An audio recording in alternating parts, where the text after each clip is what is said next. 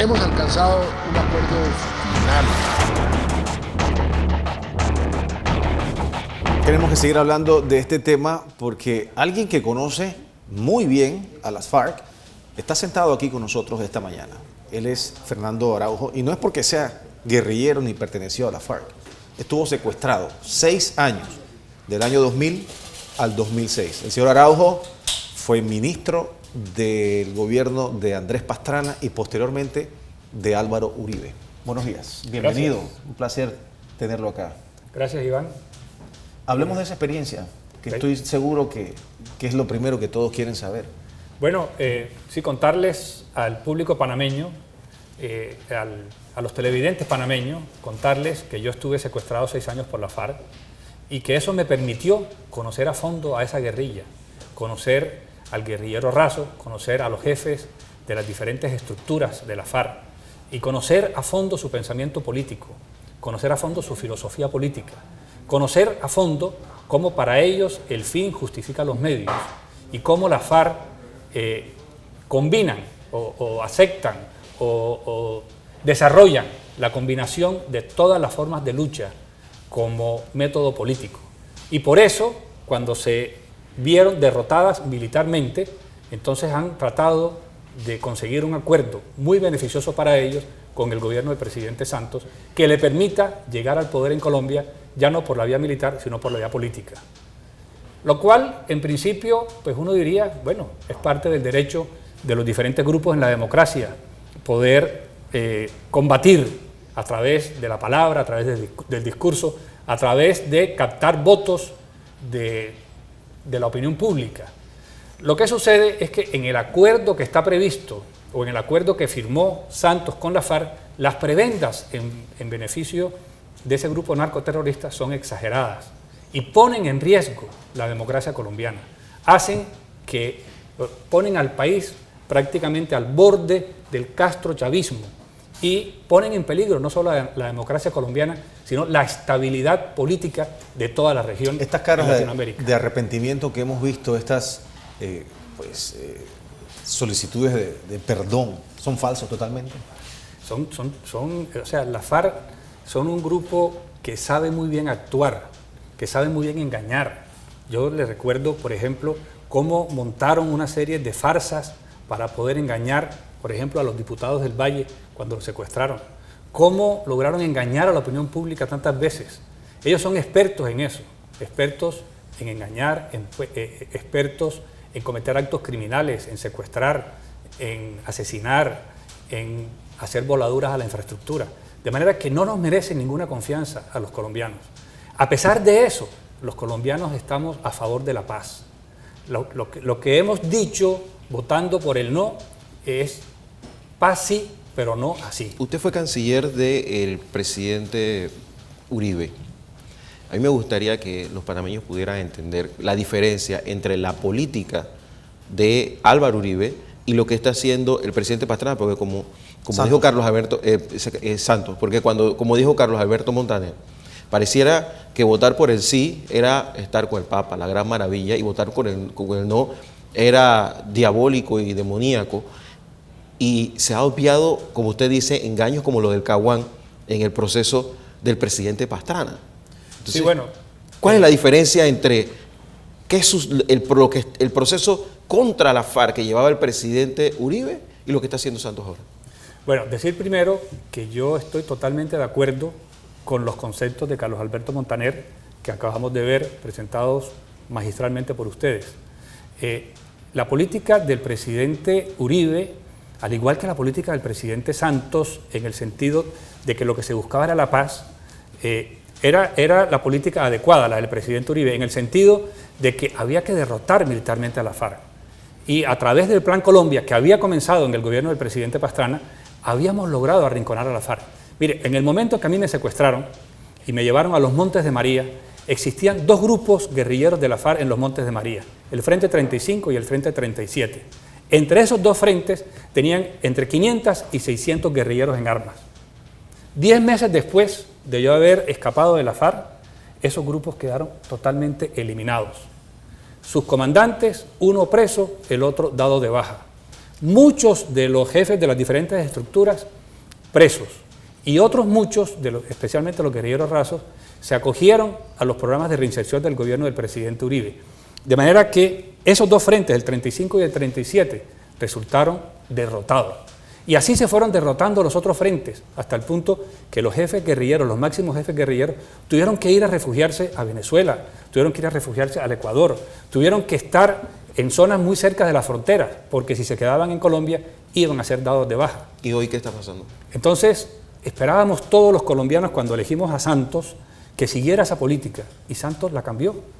Y de tener un grupo narcoterrorista arrinconado, les ha dado un aire muy grande y les ha dado una serie de concesiones a través de unos acuerdos que afortunadamente el pueblo colombiano dijo no. Ayer hubo un acercamiento precisamente entre Álvaro Uribe y el presidente Santos para renegociar y tratar de modificar este acuerdo de paz, que algunos dicen que no va a tener un final feliz en esta segunda parte. Sí, es un tema muy difícil, porque lo que hemos exigido los colombianos que votamos por el no, acompañando al presidente Pastrana, acompañando al presidente Uribe, es que realmente haya unas modificaciones de fondo en los acuerdos que se hicieron. Y esas modificaciones de fondo no van a ser fáciles. Entre otras cosas, no van a ser fáciles porque quien sigue negociando es el gobierno del presidente Santos bajo la batuta del presidente Santos. Y en esas condiciones no es fácil. Sin embargo, todos estamos dispuestos a hacer el esfuerzo. Todos estamos dispuestos a mirar en qué se pueden abrir espacios para que realmente los colombianos consigamos la paz. Porque, insisto, todos queremos la paz. A la paz sí, pero no así. Canciller Araujo, usted estuvo secuestrado y en países fuera de, por supuesto, todo lo que es fuera de Colombia, hay una publicidad de la FARC importante, como si fuera un grupo guerrillero muy romántico, que lucha por unos ideales de izquierda.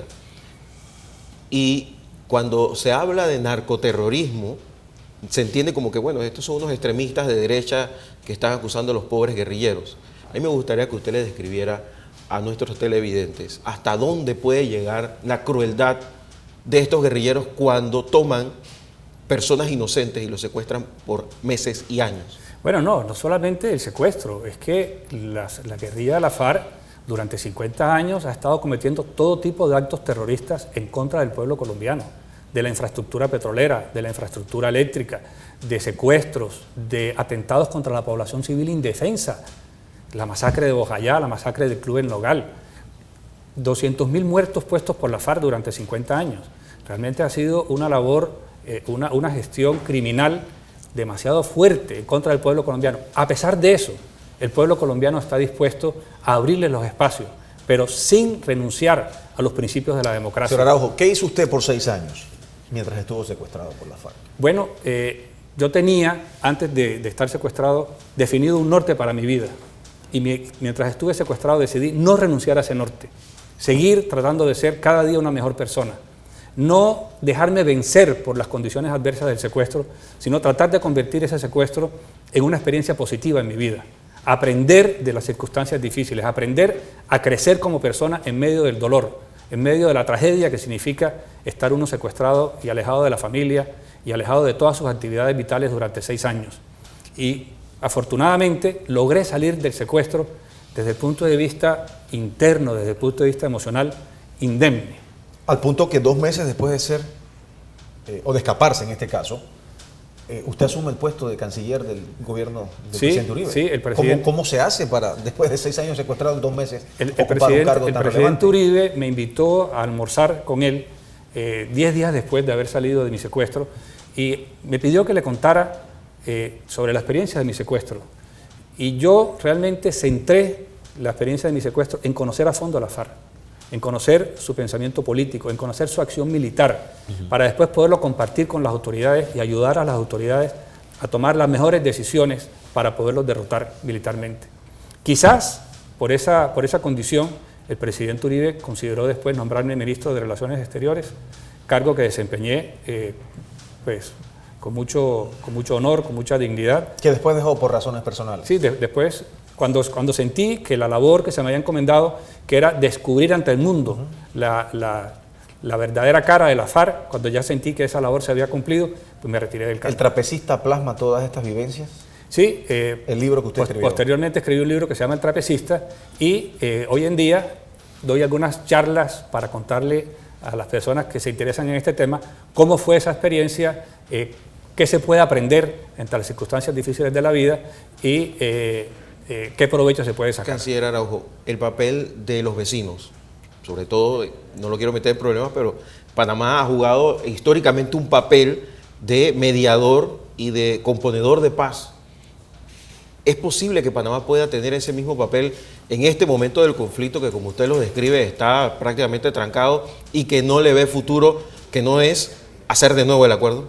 Hombre, yo creo que en estas nuevas circunstancias del acuerdo hay que barajar, hay que buscar unos nuevos actores y por supuesto que Panamá sería un aliado muy importante del proceso para poderlo sacar adelante, porque siempre hemos visto en Panamá, en sus ciudadanos y en su gobierno, aliados de la democracia colombiana, y eso es muy importante.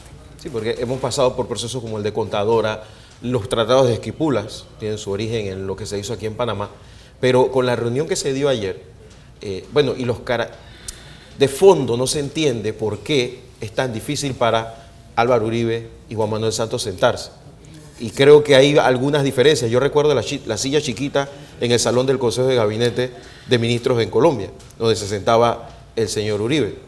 Así es, bueno, pero yo creo que este problema que estamos viviendo no es un problema entre Álvaro Uribe y Juan Manuel Santos, menos es un problema personal.